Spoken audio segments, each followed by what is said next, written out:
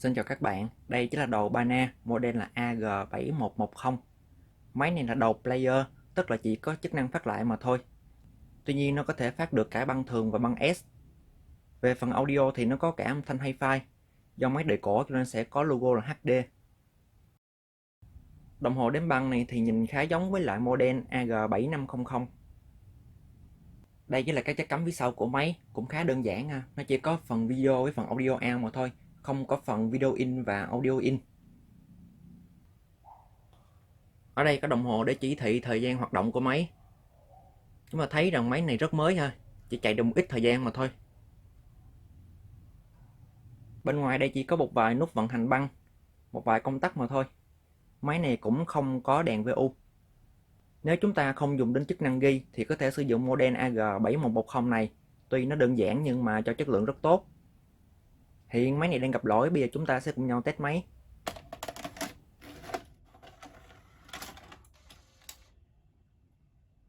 Bấm nút play.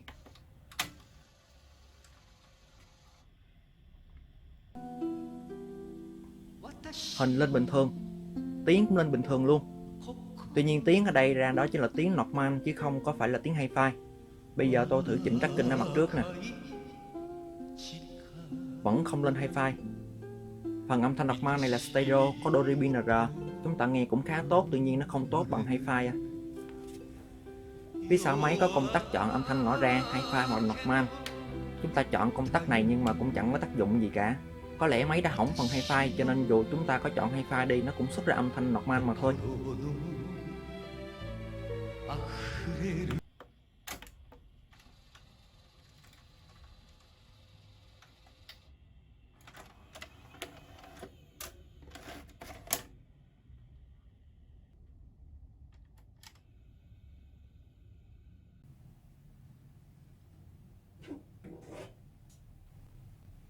Đây chỉ là bên trong của máy, thuộc dạng máy chuyên dụng và nó có cách thiết kế giống với những dòng máy cổ chẳng hạn như là AG6200, AG6800. Ở những dòng đời cổ này dùng nguồn biến áp rất bền và cho tiếng sạch. Bên cạnh biến áp nguồn đó chính là khối chỉnh lưu và ổn áp. Đây chính là phần dàn cơ của máy, máy sử dụng dàn cơ chuyên dụng.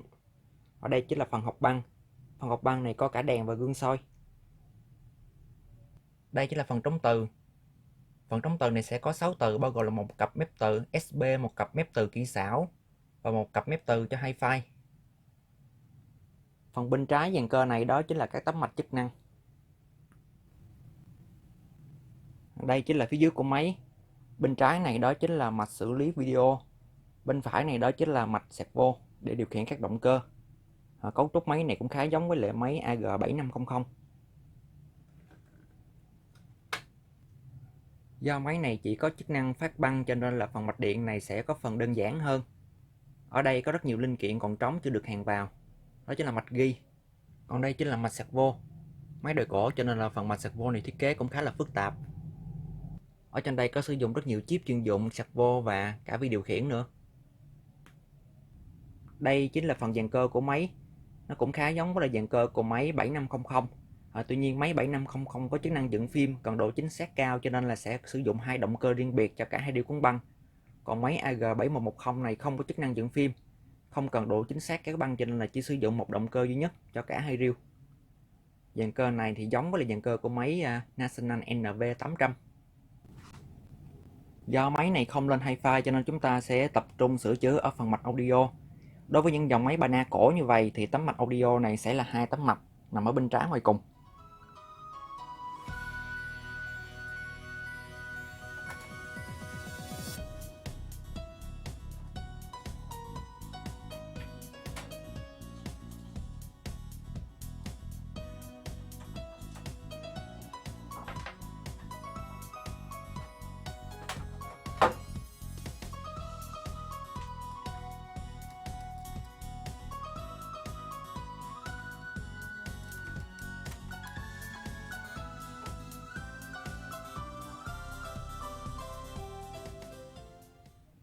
Ở đây có hai tấm mạch audio. Tấm mạch này đó chính là mạch xử lý âm thanh normal và tấm mạch này đó chính là mạch xử lý âm thanh hi-fi. Mạch xử lý âm thanh normal này có cấu trúc đối xứng hai phần do máy này có hai cơ stereo, sau kênh trái, kênh phải. Và mỗi kênh này sẽ có một IC Dolby NR Ne 646. Phần mạch đọc man này sử dụng linh kiện cũng khá tốt. Còn đây chính là mạch xử lý âm thanh Hi-Fi. Có một điều rất lạ là mạch Hi-Fi này khác với lại mạch Hi-Fi của máy AG6800 và AG7500.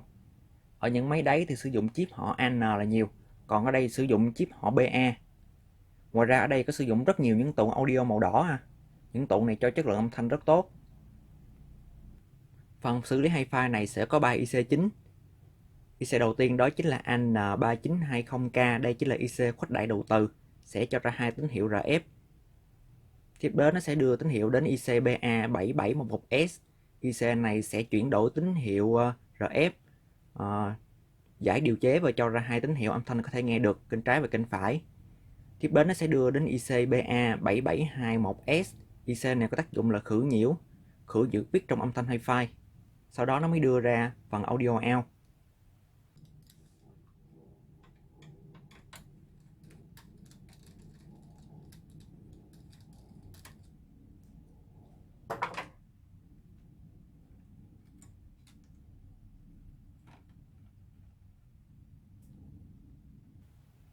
Bây giờ chúng ta sẽ cùng nhau thử máy đo tín hiệu.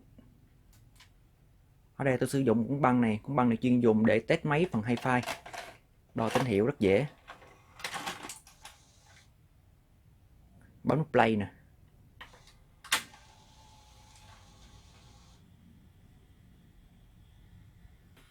Bây giờ tôi sẽ đo tín hiệu RF từ mạch khuếch đại đầu từ, đó chính là TP3 ở đây. TP3 này có tín hiệu RF rất tốt. Bây giờ tôi sẽ kiểm tra tín hiệu xử lý từ IC xử lý Hi-Fi ở đây, cho ra 2 tín hiệu kênh trái và kênh phải.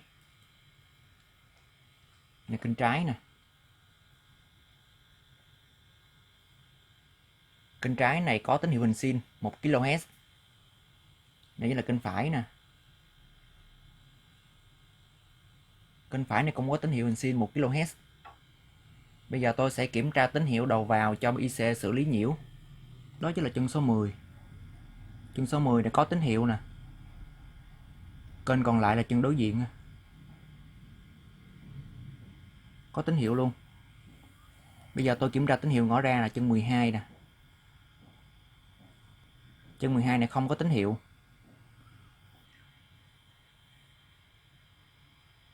Bên đây cũng vậy nè.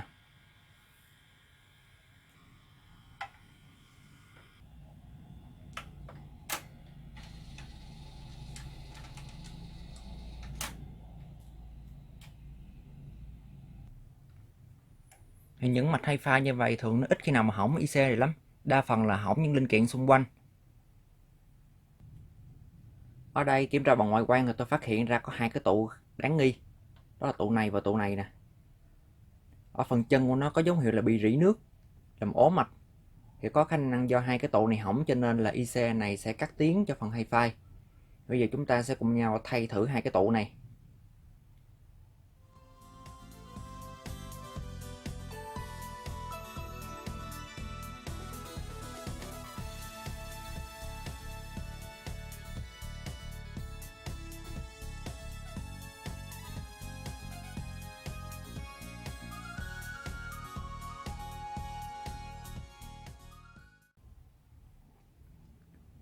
Đây chính là tụ loại 10A 16V.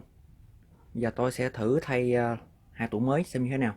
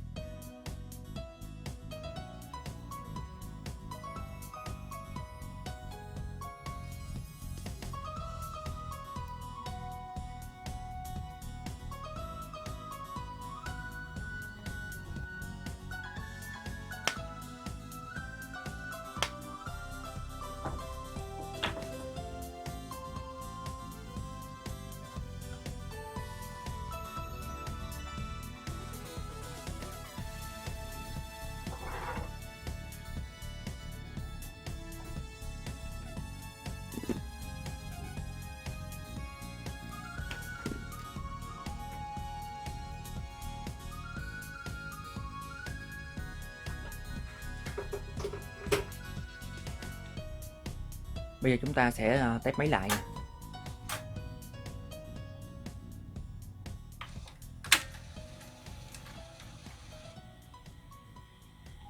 Bây giờ chúng ta sẽ đo tín hiệu audio ngõ ra của IC BA7720S. Bây giờ đã có tín hiệu hình sin rồi.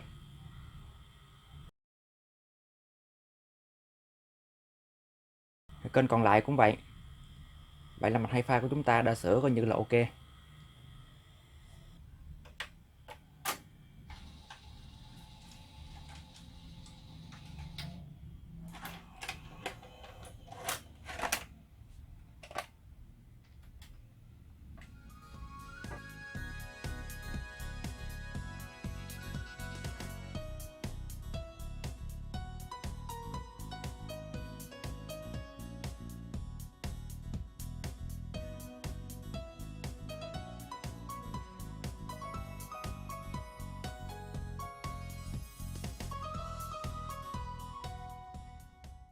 Bây giờ chúng ta sẽ test máy lần cuối.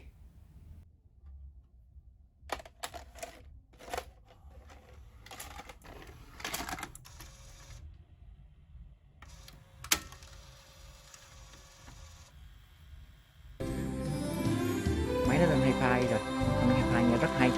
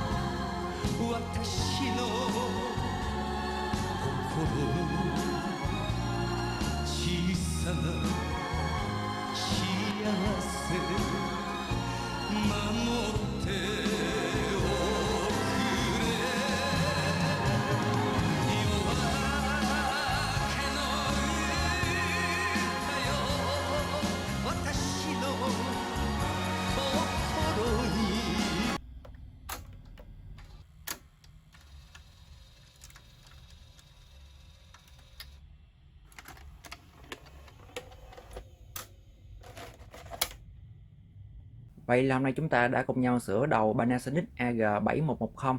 Đây chính là một đầu player chuyên dùng để phát băng, không có tính năng ghi. Máy có thiết kế khá đơn giản, chỉ có một vài nút vận hành băng và cũng không có đồng hồ VU. Khi mua máy này về thì bị mất hi-fi, chúng ta đã cùng nhau sửa lỗi này bằng việc là thay hai cái tụ nhỏ. Cảm ơn các bạn đã theo dõi clip này. Lần sau tôi sẽ giới thiệu với các bạn thêm nhiều đầu video hơn mà các bạn đón xem. Xin chào và hẹn gặp lại các bạn.